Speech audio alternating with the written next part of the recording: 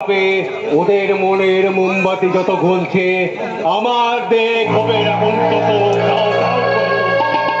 আমার শয়তান মলটা বলছে দদিজির বদ্ধ ছুড়ে তাকে মারে আর সব তাকে শেষ করে কাফিয়াকে নিয়ে পালায়।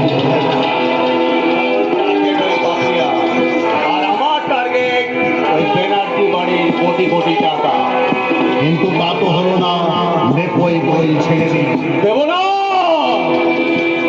মরার আগে সাপ যেমন শেষ কামড়টা বসাতে চায় আমিও ঠিক তাই করব।